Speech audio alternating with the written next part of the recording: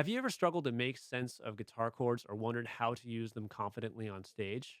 Today, I'm going to help you master chord charts so you can turn them into tools for confident performances. Let's dive in.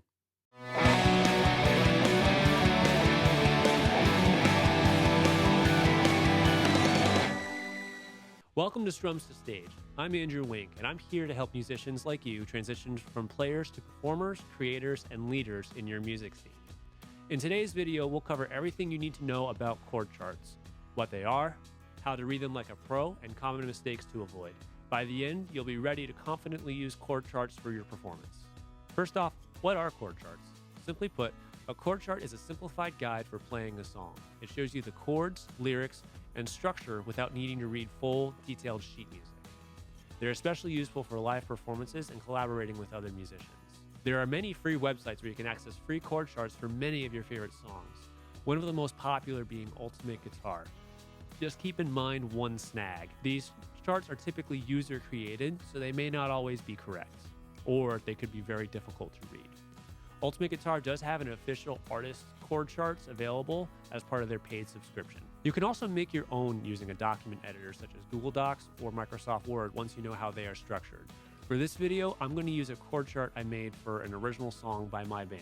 We're going to look at Like George Bailey by Grimm.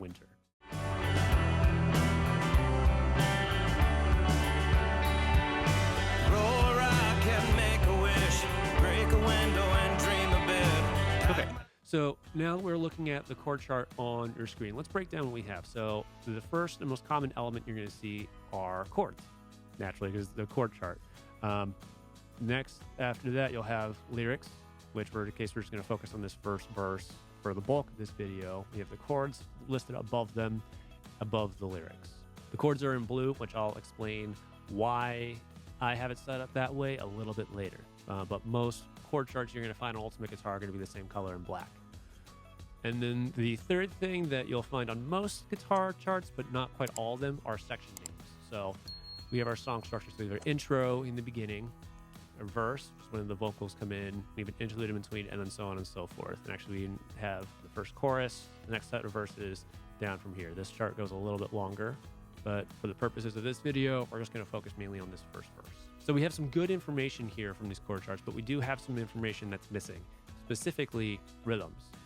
We can't tell by reading this how long we play each of these chords. For instance, how many measures or beats we play this E minor, this C add 9, so on and so forth, and how it all ties together by reading.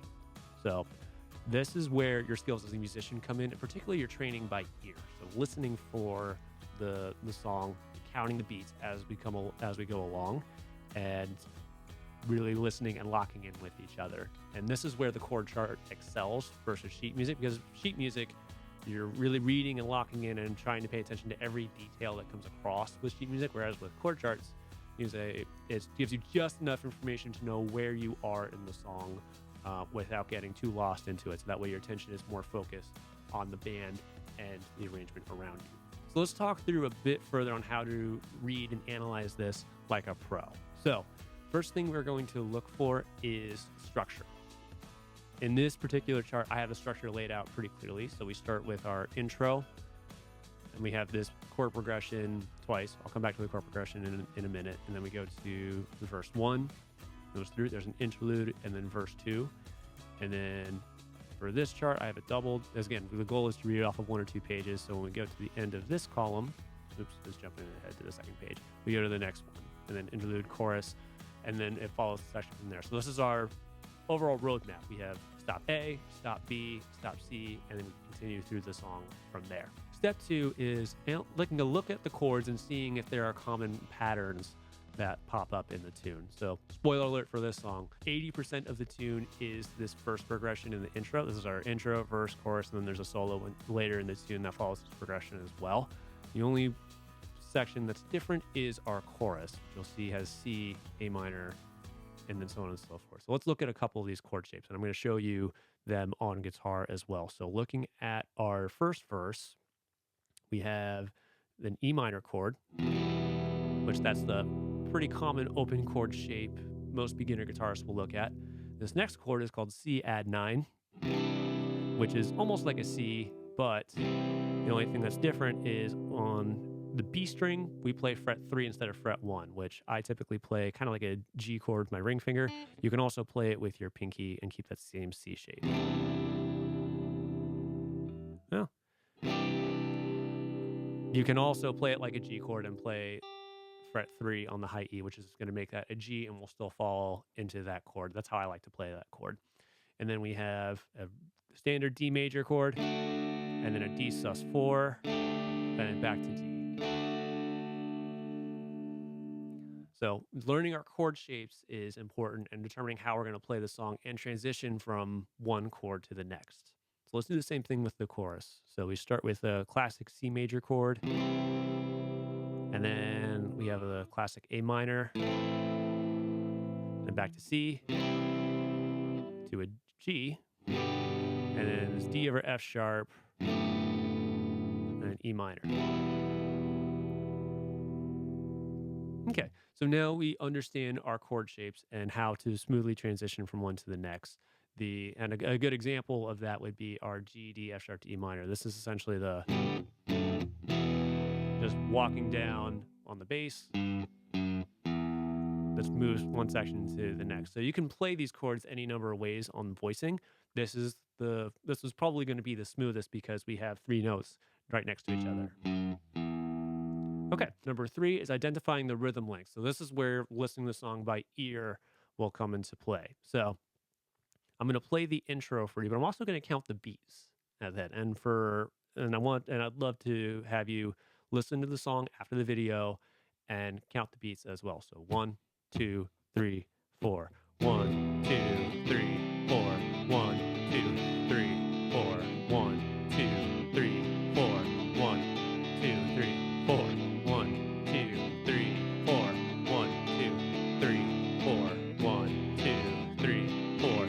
1, 2, 3, 4. Now, dissecting those beats a little bit, we have the E minor for 1, 2. So it tells us that's 2 beats, and then pretty much right on beat 3 is where we switch to that C add 9. Oops.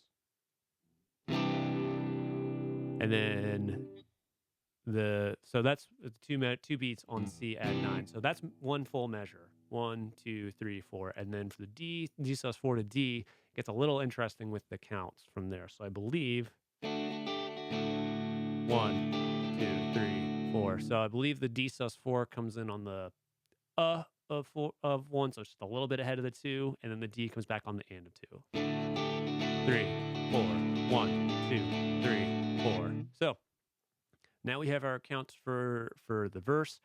Really quickly, we're going to talk through that for the chorus as well, which the chorus I do things a little bit differently. So we have C 1, 2, 3, 4, 1, 2, 1, 2, 3, 4, 1, 2, 3, 4, 1, 2, 3, 4, 1, 2, 1, 2, 3, 4, 1, 2, 3, 4. So you'll notice there are 2 measures that go to 2 beats instead of just 4. So the time signature for this song is typically in 4/4, but you'll come across some artists that add measures of 2 extra beats just to add a little suspense to that section. So this song has extra 2 beats of C in this first chorus, and then this G to D F sharp is 2 beats by itself, and then it goes back to E minor. But count those beats out loud as you listen to the songs, and you'll hear where those chords come in, and even where the strumming pattern comes in as well. So we have 1 and 2 and a 3 and 4 and a 1 and a 2 and a 3, 4. So listen for those beats where they come in, and that will start to put the pieces all together for you rhythmically. And as you're working through these tunes, just go one section at a time. So we have verse and then chorus. This tune is just 2 progressions through the bulk of the tune, so it'll be a little easier to pick together versus a song that has 3, 4, or even 5 different progressions. Okay, and then the last step, once you have determined all of that, and even in the process of figuring all that out, is determine what the key of the song is, which I'm not going to dive too deep into that right now. I will have another video exploring this concept in depth. Keep an eye out for the card that comes up somewhere on your screen now when that video comes out. But essentially, what we're looking for is common chords that fit in our key or our home scale. Moving on to some common mistakes to avoid. The first mistake that you can have in the moment is misreading chords. So, like I said, most Ultimate Guitar charts are going to have chords and lyrics in the same color, maybe different fonts or something slightly different. There's two ways to alleviate that. One is practice and being as familiar with the song to where you almost don't need the chord chart. But number two is changing the color of the chord, which I have done that in my chart here. So all the chords are in blue, and then the text is in black. So that way it makes a slightly more clearer distinction between the two, although it's still reading off the tablet, so they can be pretty small in the moment, but it makes it less likely to make that mistake. Additionally, make the font bigger or larger when you're reading off of a chart, particularly in a performance. Mistake number two is losing track of the song structure. So this is where practice will help with that. But marking your sections and even highlighting them in a different color could be a good way to, so this is your verse, this is your interlude, this is another verse. This is where this section goes into the next one, and really dialing in your roadmap to go from one piece to the next. Mistake number three, losing track of the rhythms. Really practice with the metronome, practice counting the beats as you play, and that will help you play the rhythm correctly more consistently. All right, so we covered how to read chord charts, use them effectively, and avoid common mistakes. With these skills, you'll be able to confidently perform any chord chart you come across in your musical journey. If you found this helpful, hit that like or subscribe button on the channel and let me know in the comments what songs you're excited to play from a chord chart. Thank you for watching, and I'll see you in the next video.